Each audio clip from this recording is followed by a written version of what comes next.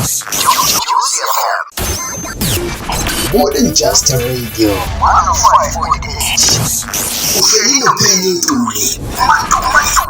Jozi Fm. From 9 a.m. to Monday to Friday. Mid-morning chat. Mid-morning chat. Abo feel abo Peletele, abo Longsa, abo Susa. You're like, I want to work with that team. I want to be part of the Jozi Fm family. Come Penny, but bona. What is the last of peace?